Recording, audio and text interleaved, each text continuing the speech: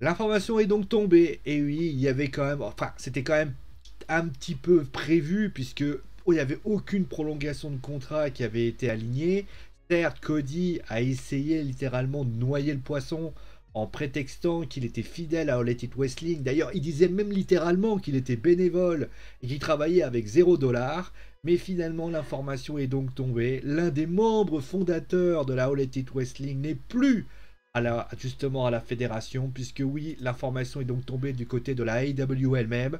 Et oui, Cody Rhodes quitte bien donc la AEW. Alors forcément, ce départ entraîne le départ de sa compagne et sa femme, c'est-à-dire Brandy Rhodes, qui quitte d'ailleurs à ce moment-là ses fonctions de vice-présidente de la fédération. Alors après, la question mérite d'être posée. Déjà, on va commencer bien sûr par tirer un bilan de ce qu'a fait Cody au sein de la AEW. Alors, on va pas s'intéresser à ce qu'il a fait en coulisses, parce que forcément, cela reste un petit peu, on va dire, assez discret.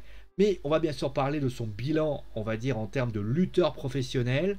On va aussi revenir également sur ce qu'il peut faire, eh bien, après, maintenant, quel est son avenir? Est-ce qu'il va décider de faire autre chose? Est-ce qu'il a d'autres ambitions?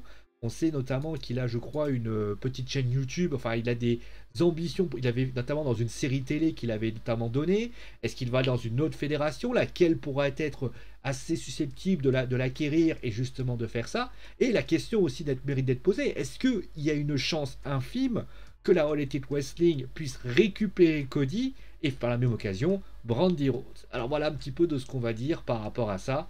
Donc on va commencer tout de suite par commencer, comme toujours quand quelqu'un s'en va, c'est bien sûr le bilan du catcheur et bien sûr du couple Brandy et Cody. Alors pour ce qui s'agit de Brandy Rhodes, ça reste un petit peu trop léger. C'est vrai elle a notamment commencé en tant que, elle s'est prise voilà comme une espèce de dirigeante de la All Elite Wrestling, mais on a clairement pu se rendre compte qu'elle était relativement une manageuse, voire même souvent proche de son mari, mais il n'y avait absolument rien d'intéressant à se mettre en place. D'ailleurs, je crois qu'elle a quasiment pas lutté, donc clairement, elle n'a pas fait grand-chose en tant que, on va dire, en tant que vice-président de la All Elite Wrestling. Elle a sans doute œuvré en coulisses, mais pour ce qui s'agit de ce qui s'est passé devant les caméras, cela reste bien sûr trop flou pour en parler. Du côté de Cody, eh bien, on va commencer tout de suite avec les ceintures. Alors, au niveau des ceintures, ça reste quand même assez intéressant, puisqu'il est quand même 3 fois champion TNT.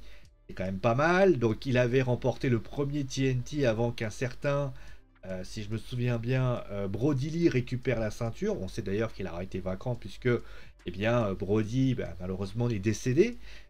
Ensuite, il récupérera à nouveau cette ceinture pour la laisser. Il avait récupéré à nouveau la ceinture en fin d'année, mais suite au Covid, il y avait eu notamment un match, et il y avait d'ailleurs un title versus title, où Sammy Guevara, notamment dans un ladder match, avait récupéré la ceinture et avait donc remporté et devenu l'unique et donc TNT champion de la All Elite Wrestling. Voilà un petit peu ce qui s'est passé. Au niveau des rivalités qui a été proposées, on notera bien évidemment la rivalité avec Chris Jericho, la rivalité avec notamment MJF, avec notamment ce moment où on se rappelle qu'il avait dû accepter tous les desiderata de MJF, pour ainsi dire. Hein, clairement, il avait dû se prendre des coups de ceinture dans le dos d'une violence extrême. D'ailleurs, ça avait été considéré pour moi l'un des meilleurs segments, avec notamment, et ça avait été incroyable. On notera également sa rivalité avec Malakai Black, où il avait feint une possible retraite. Et notamment, tout le monde avait imaginé un heel turn. D'ailleurs, les choses semblaient se diriger vers là. Et finalement, eh bien, on ne saura jamais ce que Cody avait derrière la tête. Que Cody nous quitte à ce moment-là, donc un soir du 15 février 2022. Il faut savoir que depuis décembre 2021, Cody n'est plus sous contrat avec la All Elite Wrestling. Il y présence. Alors, il faut savoir qu'il est payé à l'apparition. Donc, ça veut dire que c'est un peu comme Brock Lesnar. C'est-à-dire qu'à chaque fois qu'il apparaît, il est payé. Et concrètement, Cody, eh bien, apparaît, c'est le fait d'ailleurs qu'on vous le voyez de nombreuses fois du côté eh bien, de la All Elite Wrestling, pour ainsi dire. Donc, qu'est-ce qu'on pouvait dire concrètement par rapport à ça? On va revenir bien sûr donc par rapport à ça. Alors, au niveau clairement du bilan de Cody, on peut dire que beaucoup de gens s'attendaient peut-être à le voir au top de la fédération, notamment comme étant dirigeant, de porter l'étendard de cette fédération et de l'emmener très très haut. j'ai l'impression que là, il a préféré beaucoup être en retrait. Il n'a pas voulu, peut-être par excès, je ne sais pas trop, ne pas voulu se mettre en avant. Cela c'est souvent remarqué, notamment on a pu se rendre compte dès le départ où, lorsqu'il affronte Chris Jericho, il perd la ceinture et à ce moment-là, il dit « Je veux plus de ceinture mondiale ». À ce moment-là, il a souvent tourné avec le TNT Champion, mais concrètement, c'était peut-être la seule ceinture qu'il avait. Et d'ailleurs, c'était pas des règnes très impressionnants. Souvent, il récupérait la ceinture pour la redonner à quelqu'un. Donc vraiment quelqu'un qui mettait en avant les autres plus que se mettait lui-même. D'ailleurs, c'était assez étonnant quand on sait notamment, bien sûr, on pensait notamment parfois peut-être à des dirigeants qui ont tendance petit à petit à abuser. Lui, c'est pas du tout le cas. Alors certes, il n'était pas tout seul. On sait que Cody, notamment, a fait partie notamment d'un panel de personnes en tant qu'officiel de la All Elite Wrestling. On peut citer notamment Kenny Omega, les Young Bucks. On peut citer bien sûr Tony Khan, hein, bien sûr, c'est lui qui décide vraiment tout ce qui se passe, pour ainsi dire. D'ailleurs, ça fait penser, notamment, je vais vous montrer une information aussi qui est apparue. Ah non, je ne l'ai pas encore mise. Bon, si vous voulez, je peux vous montrer le WordPress, mais ça serait pas, enfin le fichier Word que j'ai fait. Il s'avérerait aussi que Cody pourrait être le début d'une vague de départ de gros salaires. En fait, pour faire simple, Cody voulait rester, je pense. De toute façon, c'est lui qui a eu l'idée. On rappelle que c'est lui qui a eu l'idée de la All Elite Wrestling. Hein. C'est lui qui est allé voir Tony Khan, qui lui a proposé l'idée, qui a notamment lancé l'idée, pour ainsi dire. Et finalement, ça a suivi son cours pour créer finalement la AEW, qui, on va dire, sous son règne, puisqu'il a quand même eu son avis, n'a pas été ridicule. Je vais dire clairement, il y a eu des bons recrutements. D'ailleurs, on a fait dernièrement un bilan de la All Elite Wrestling année 2021. Clairement, il y a eu beaucoup de signatures intéressantes. Le show est toujours très bon.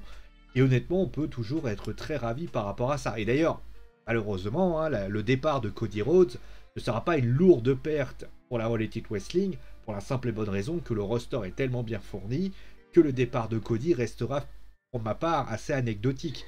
Si le roster avait été que d'un seul ou deux personnes, oui, ça aurait été gênant. Mais il y a quand même, de la part de la AEW, voilà, donc ils auront la possibilité de le remplacer avec d'autres lutteurs. On a vu notamment les arrivées, comme j'avais cité, de Keith Lee, Adam Cole, Daniel Bryan, Bryan Danielson, CM Punk, et ainsi de suite, et ainsi de suite. Et d'ailleurs, le poste de Cody et de Brandy, je pense qu'il sera remplacé très aisément. Je pense d'ailleurs que Cody sera remplacé soit par, alors après ça peut encore se discuter, mais on peut imaginer peut-être l'arrivée de Dustin, peut-être qui pourrait prendre sa place, ou quelqu'un d'autre pourrait être donné pour Brandy. J'imagine même pas, on peut trouver quelqu'un très rapidement, pour ainsi dire. Bon, après la deuxième chose à se poser, c'est où est-ce qu'il va aller? Parce que c'est vrai que la question mérite d'être posée, où ira Cody à partir de ce moment-là? Alors je vous ai mis 3 fédérations, alors j'ai mis un logo à peu près reconnaissable, j'ai mis notamment les 2 autres logos, pour ainsi dire. Alors bien évidemment, alors ceux qui pourraient imaginer que ce départ veut indiquer simplement qu'il est mis de côté temporairement pour éviter d'attirer tout suspense et qu'il referait son retour prochainement à la AEW, je n'y crois pas une seconde. Pourquoi? Parce que si cela venait à être le cas, on n'aurait pas Brandy ne partirait pas. Donc je pense qu'il y a vraiment un départ de Brandy et de Cody. Je pense que Cody va partir, pour ainsi dire, mais pour aller où? Alors d'après les derniers contacts que nous aurions, qui ont été sortis de ci, de là, il semblerait que la WWE se serait mis en contact avec Cody. C'est là d'ailleurs que ça peut être une vraie vaste idée par rapport au fait qu'ils aimeraient récupérer donc Cody Rhodes, donc par la manière Brandy, pour tout simplement le faire revenir à la fédération pour finalement peut-être lui... D'ailleurs, pour la WWE, ça serait un bon pied de nez à la AEW de dire voilà, bah, on vous a récupéré un de vos membres fondateurs et donc finalement c'est finalement quelqu'un d'important, hein, qui a quand même quelque chose. Il peut aussi bien sûr décider de partir dans une petite fédération pour être tranquille, je pense à Impact Wrestling notamment, mais là ça serait pas très pertinent. Je reviendrai sur la WWE, vous inquiétez pas, je vais laisser le meilleur pour la fin. Donc voilà. Et après, il pourrait aller du côté de la New Japan Pro Wrestling, qui l'a fait littéralement explosé, on le sait, hein, c'est grâce à la NJPW qu'il a notamment, qu'il est devenu euh, concrètement le The American Nightmare, qu'il a pris beaucoup de galons au sein de... Voilà, c'est d'ailleurs là-bas qu'il a notamment eu l'idée de cette fédération. Cody peut très bien retourner là-bas, retourner lutter au Japon. Il a fait 3 ans là-bas, entre 2016 et 2019, même s'il a fait un petit peu plus après. Donc ça peut être une bonne idée pour pouvoir l'envoyer là-bas. Ça lui permettrait notamment. Maintenant, on le sait, Cody, surtout que je crois que c'est fait par apparition, la NJPW, je crois que c'est très particulier. Mais je pense que... Alors, encore une fois, je pense pas. Je pense pas pour une raison, pour plusieurs raisons. La première, c'est que s'il va lutter au Japon, ce sera pas possible. Randy et Cody sont parents depuis quelques mois, si je me souviens bien. Et ça m'étonnerait que Cody décide de délaisser sa famille pour partir au Japon. Alors, certains me diront, oui, mais alors il y a toujours cette petite fédération aux États-Unis. Alors, j'y crois pas une seconde non plus. Pas par excès de confiance, mais plus par excès de réflexion. Je m'explique. On sait que, notamment, il y a Jay White qui vient d'arriver à la AEW. Et notamment, on a vu que c'est un lutteur de la NJPW. Et la AEW, la New Japan Pro Wrestling, ont quand même une grosse association ensemble. Et si Cody avait eu envie de lutter là-bas, ça ne l'aurait pas empêché d'être prolongé. Donc j'en parle de la situation pour ainsi dire. Pour un retour à la AEW, j'y crois pas du tout, comme je l'ai dit. Mais plus que ça, je vais rajouter un dernier point. D'un point de vue salarial, je pense que si la AEW ne peut pas s'aligner aux demandes de Cody Rhodes, je pense que ce ne sera pas possible. Alors je sais que certains vont me dire, comment c'est possible que un mec, quand même, qui a créé cette fédération, enfin qui a eu l'idée de la fédération, parce que celui qui l'a créé c'est Tony Khan, pourquoi il y a concrètement, pourquoi part-il officiellement? Pourquoi n'y a-t-il pas? Alors, il y a plusieurs raisons. La première, ça peut être tout simplement parce qu'il en a fait le tour, il a envie de partir. Ce qui m'étonnerait quand même. La deuxième raison, c'est que même si vous êtes, parce que même si il reste malgré tout un des fondateurs, il n'en reste pas moins qu'il doit quand même avoir des prolongations. Je rappelle pour information que Triple H, même s'il est CEO de la WWE, a un contrat qui, notamment, un contrat de lutteur et un contrat de CEO. Ça veut dire que si jamais il a envie un jour de s'en aller, rien ne lui empêche. Donc attention, c'est très important par rapport à ça. Cody avait un peu la même fonction que Triple H au sein de la WWE, de la All Elite Wrestling, enfin vous avez compris. Donc concrètement, si on traduit littéralement, peut-être que Cody avait fait le tour de ce qu'il pouvait faire au sein de cette fédération, il se sentait peut-être sur cette 1, 2, 3 sauter, il se sentait peut-être plus bloqué, bridé par ce qu'il se passait, il voyait des gens arriver, il sentait peut-être qu'il ne pouvait plus avancer dans cette fédération, et il s'est dit, bah peut-être que c'est mon heure de m'en aller. Et puis il y a eu cette fameuse rumeur aussi, troisième possibilité, c'est le travail. Je m'explique. Cody, il y avait une rumeur je crois que c'était il y a un an et demi, qui disait que Cody avait des difficultés avec les autres membres officiels de la All Elite Wrestling. C'est-à-dire qu'on disait notamment qu'il avait une rivalité avec les Young Bucks, alors certes, ça avait été démenti, les Young Bucks avaient pris Cody pour un petit peu message, mais je vais vous dire une chose, hein, demandez au Paris Saint-Germain, Nasser et Leonardo se prennent par les bras, mais ils ne peuvent pas non plus se blairer, donc ça veut absolument rien dire. Vous pouvez toujours faire un côté je vous aime, je vous aime, je vous aime, par contre derrière, ça veut absolument rien dire. Voilà. Et peut-être dans sa tête, il s'est dit, moi j'ai plus suffisamment de poids dans cette fédération, je ne suis plus d'ailleurs apprécié à ma juste valeur, et donc il est peut-être temps pour moi de m'en aller, et comme je m'en vais, et ben comme ça ils auront le temps de faire leur popote dans leur coin, et moi j'irai faire autre chose. Ça peut être une éventualité numéro 3, qui peut être possible. En tout cas, ce qui est certain, c'est que le voir partir comme ça, peut signifier une chose en tout cas importante, c'est qu'il y avait quelque chose qui se passait en sein de la coulisse de la All Elite Wrestling, parce que souvent les gens qui adorent la AEW, ils oublient une chose importante, c'est que derrière, il y a souvent des choses qui se passent. C'est normal, hein, je veux dire, c'est une fédération, c'est une entreprise. Et de l'autre côté, on avait la WWE, on parle souvent qu'il y a des problèmes, et des déceptions, et du moral en berne, etc. Et la question, c'est quoi là? Qu'est-ce qui s'est passé? Et on va terminer maintenant avec la WWE, que j'ai esquissé tout à l'heure, un petit peu, en effet. Qu'est-ce qu'on peut dire finalement de la WWE? La WWE, on le sait, c'est une fédération qui a beaucoup d'argent. On a notamment regardé, notamment il y a une analyse qui a été faite qui était très intéressante. C'est que la WWE a encore amassé des bénéfices dingues. Je crois qu'il y avait 108 millions des bénéfices, c'est quand même énorme du côté de la WWE. Donc ils sont capables de se payer Cody. Ça c'est absolument possible. Il y a Cody, pour ainsi dire, il va pas coûter 108 millions de dollars, il va coûter aux alentours de 10 millions de dollars. Donc 10 à 20, peut-être 20 millions de dollars. Et l'objectif de la WWE, on va commencer, après on verra pour Cody, clairement c'est de le recruter, parce que si tu recrutes Cody Rhodes, tu recrutes finalement un homme tu fais retourner un homme déjà qui a quand même de l'apport, qui a quand même du poids, et qui notamment a une histoire dans une autre fédération qui, pour ainsi dire, serait intéressante. Déjà, ça c'est la première chose.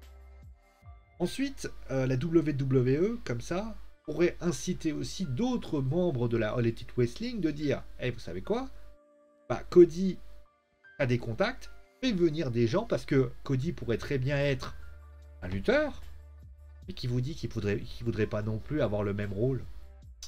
On sait que depuis quelque temps, il y a un poste qui est de plus en plus vacant au sein de la WWE, c'est le poste de Triple H.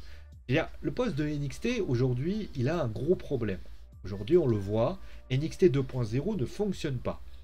Peut-être que Cody pourrait être choisi alors, certes, il ferait encore lutteur professionnel, hein, mais il serait envoyé pour s'occuper de ça aux côtés de Triple H. On sait que les deux se respectent, il n'y a aucun problème là-dessus. D'ailleurs, Dusty et Hunter s'apprécient beaucoup. On peut imaginer un trio Shawn Michaels, Triple H et Cody Rhodes qui pourrait littéralement permettre d'avoir, surtout que Cody sait comment fonctionne une fédération. Maintenant, il a peut-être peut-être un œil extérieur. Il pourrait peut-être faire quelque chose avec ces jeunes lutteurs. Surtout que, je rappelle pour votre information personnelle que pour ce qui s'agit de Cody a une école, ça faut aussi, je crois que c'est la Rose Academy, je crois, qui peut justement la WWE pourrait décider d'investir, et concrètement Cody pourrait voir, c'est un peu la manière de, que je me souviens bien, c'était un lutteur qui était de Booker T justement, c'est Roxy ou quelque chose comme ça. Mettez-moi en commentaire, mais je crois que c'est Roxy de la championne de la ROH qui pourrait littéralement, voilà, Cody pourrait ramener peut-être des lutteurs comme Red Velvet, comme peut-être faire venir des petits lutteurs ou lutteuses de cette université, de cette école, qui pourrait littéralement progresser. Et là, ça serait encore une belle idée, parce que on le sait, NXT 2.0 a besoin de monde. Et là, tu ramènerais des vrais passionnés avec des écoles, etc. Donc ça peut être une idée. Après, forcément, vous vous dites, et je sais que beaucoup de monde se pose cette question, est-ce que Cody, c'est une bonne idée pour lui de retourner là où finalement ça s'est très mal passé? Parce qu'il faut quand même rappeler qu'est-ce qu'était Cody Rhodes. Parce que Cody Rhodes, malheureusement, on en a beaucoup parlé, mais on en a beaucoup parlé dans une situation où les choses n'ont pas été bonnes. On va rappeler qui était Cody Rhodes. Cody, quand il arrive à la WWE, on rappelle, il fait son apparition au départ, c'était en 2008-2009, si je me souviens bien, après que Dusty se fait attaquer. Et il se passe qu'il affronte notamment Randy Orton. Il fait équipe avec le Hardcore Holly, souvenez-vous, avant de rejoindre Ted DiBiase pour reformer avec Randy Orton la fameuse Legacy que tout le monde connaît. Il est drafté à SmackDown, où concrètement Cody devient le dashing, puis le dashing Cody Rhodes. Souvenez-vous de cette gimmick assez incroyable qui avait été excellente à l'époque d'ailleurs. Comme quoi, vous savez, c'est pas la Kids era, des fois on peut trouver des idées de dingue. Et il se passe que la WWE va miser là-dessus. Après, il va y avoir Cody qui va petit à petit évoluer. Il va devenir champion intercontinental, champion par équipe. Et on pense notamment qu'il va bientôt glaner le titre suprême. Malheureusement, les circonstances vont se passer. Il ne parvient pas à atteindre ce Graal. Et là, ça commence à devenir compliqué. Notamment, souvenez-vous de ce moment où Damien Sandow récupère la mallette. Et notamment, il fait un face turn, si je me souviens bien. Il a une rivalité avec... Alors, peut-être que chronologiquement parlant, c'est pas bon. Hein. Il a une rivalité, je crois qu'il y a Goldust et lui, donc Dustin Rhodes, qui a une rivalité avec l'évolution avec le Shield, si je me souviens bien. Et à ce moment-là, il y a cette rivalité qu'il y a. Au final, il y a il se devient Stardust, pendant de Goldust. Les deux s'affrontent. Au final, les choses se passent. Et puis à un moment donné, il décide de quitter. Alors je crois qu'il est renvoyé parce qu'il y a un Your Fire, enfin avec notamment l'autorité. Et finalement, eh bien, Cody est renvoyé. Alors je crois qu'il est renvoyé, ouais, il est renvoyé de la WWE un soir de 2016. Entre-temps, maintenant, voilà ce qui s'est passé au sein de la WWE. Donc c'est un palmarès, si on suit la logique, si je tape Cody Rhodes. Et c'est du direct, je vous le dis, c'est du direct. Voilà. Si je regarde le palmarès, la WWE, il aurait été 2 fois champion intercontinental, 3 fois champion par équipe. Alors, certes, on va dire 6 fois champion par équipe. Voilà ce qu'il y avait au niveau de tout ça. La question maintenant, et forcément vous vous demandez, est-ce que son retour au sein de la All Elite Wrestling, de la WWE, a priori les contacts, et ça semble vraiment faire. C'est presque fait a priori. D'après nos confrères de Catch News, a priori, d'après une source, l'accord semble imminent. Les discussions vont être faites et je pense que la signature devra sans doute être imminente dans peu de temps. Maintenant, est-ce que le retour de Cody indique finalement que Cody va aller faire le mid-card et finalement se faire oublier et que finalement son arrivée au sein de la All Elite Wrestling, je fais attention parce qu'il y a PSG Real et que je veux pas le louper, est-ce que ça peut être ainsi? Alors, du côté... Alors, je vais juste afficher le PSG Real parce que j'ai pas très envie de le louper, hein, c'est quand même gênant. Ok, c'est l'échauffement pour l'instant. Donc, pour ce qui s'agit donc de la WWE, on a mis les bons côtés. Pour ce qui s'agit de finalement de Cody, ceux qui pensent que Cody ne réussira peut se casser la figure, concrètement, voilà, on va dire le mot, se casser la figure, je pense que les gens oublient un détail, c'est que Cody a grandi durant ces 6 dernières années. Il est parti en 2016, on est aujourd'hui en 2022, on est quand même sur un séjour de 6 ans hors cette fédération. Entre-temps, Cody a grandi, a fait notamment ses gammes à la New Japan Pro Wrestling, et aujourd'hui, il est redevenu, ce que j'appelle chez moi, il a pris de l'ampleur. Et il y a des lutteurs qui ont notamment fait ça. Souvenez-vous par exemple du plus connu d'entre tous, de ces dernières années, c'est Drew McIntyre. Drew McIntyre était parti de la All Elite West, de la WWE, décidément, je vais réussir à les inverser. La WWE, souvenez-vous, cette gimmick, notamment avec les FreeMB et tout. Et devinez quoi? Il est parti, il a fait la TNA, il a fait Impact Wrestling, où il a notamment sous le nom de Drew Galloway. Il est parti ensuite à la Evolve, pour ensuite aller retourner à la WWE, où on a vu notamment ce qu'il était devenu. Donc, c'est pas comme si il avait passé 6 ans où il a absolument rien fait. Cody s'est forgé, est déjà plus âgé, déjà plus d'expérience. Et concrètement, la WWE peut pas arriver et lui dire, bah écoute, tu sais quoi, tu vas arriver, ok, tu reviens Cody, mais tu sais quoi, tu vas reprendre ta gimmick de Stardust, machin. Non, non. Cody, là, clairement, Cody, il arrive, il a une gimmick qui s'appelle The American Nightmare. Il a une musique qui, a priori, lui appartiendrait. Je suis pas sûr. Et au final, s'il arrive avec cette gimmick-là et ce personnage-là, le public, en plus, The American patriotisme, concrètement, les gens pourraient dire, ça pourrait être quelque chose de pas mal. Donc, mon point de vue là-dessus, il est que, je pense, c'est mon avis, que ce serait pour moi, Cody ne reviendrait pas en tant que jobber ou en tant que mid-carter. Dans un roster, je rappelle, surtout qu'il arriverait dans un roster qui serait dans une situation où il manque vraiment de big name. Et Cody arriverait dans ce moment-là pour, certes, parce que qu'est-ce qu'il y a maintenant du côté du roster principal qui permet notamment d'être réaliste? On a du côté de Raw Brock Lesnar, instant, mais il va aller du côté de SmackDown dans pas longtemps, donc on va l'oublier. Il y a Bobby Lashley. Et après, Seth Rollins, il y a peut-être Kevin Owens à la limite, parce qu'a priori il tourne il est un peu entre les deux. Il a prolongé notamment aussi. Et il y a... Ah ouais, bah après il faut les chercher les mecs. Hein. Parce que moi je les trouve pas facilement. Cody pourrait très bien débarquer à Raw et pouvoir affronter un Bobby Lashley qui serait ultra puissant, et un Cody contre Bobby, ça peut être pas mal. Notamment, ça serait un énorme pied de nez, encore une fois, de voir Cody avec une ceinture WWE suprême qu'il n'a jamais fait à la AEW. Ensuite, on peut prendre SmackDown. Lesnar, alors certes, il y a Roman Reigns, certes, mais il y a Brock Lesnar, Roman Reigns, on a notamment Drew McIntyre. Alors le roster est un peu plus petit, donc on peut trouver, il y a peut-être Sheamus qui peut tourner autour, tourne toujours, mais concrètement, le roster est quand même, là ça serait quand même une bonne idée de le faire venir, de le faire progresser, et concrètement de le faire travailler pour ainsi dire. Donc ce serait plutôt une bonne idée des deux côtés. Maintenant la question bien évidemment c'est que veut Cody pour ainsi dire. Ça, malheureusement cette question je n'ai pas la réponse. C'est à lui de nous le dire, hein. Forcément Cody doit décider.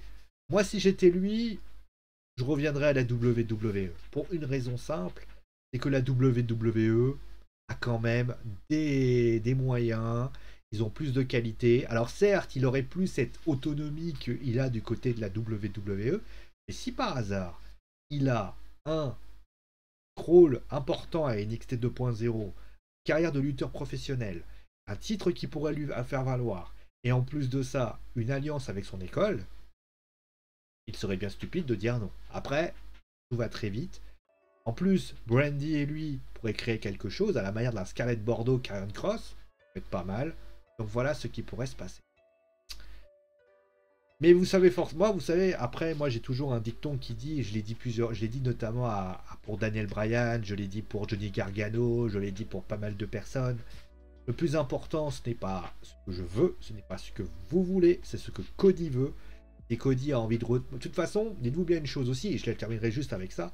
Si jamais par hasard Cody venait retourner à la WWE, il y passe 2 ans, ça se passe pas bien, et il décide de s'en aller. Est-ce que vous pensez réellement qu'une fédération ne pourra pas le récupérer?